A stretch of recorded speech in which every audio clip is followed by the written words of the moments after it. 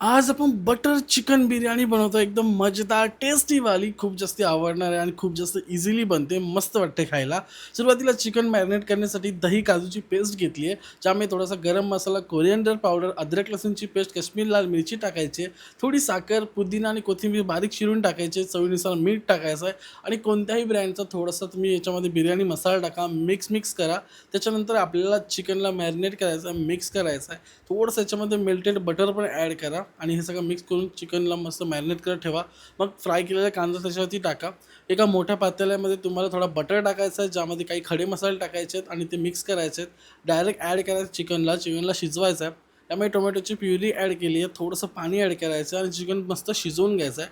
90% chicken शिजला पाहिजे असं करून घ्यायचं आहे. पूर्ण डिटेल रेसिपी कॅप्शनमध्ये ॲड करतो, तुम्ही पण चेक करा, ठीक आहे. नंतर थोडासा बटर ॲड करायचं आहे, थोडंसं ॲड करायचं फ्रेश क्रीम, थोडीशी कश्मीरी मेथी क्रश करून टाकायची आणि आपला बटर चिकन रेडी आहे. आता यातला अर्धा साईडला काढून घ्यायचा आहे.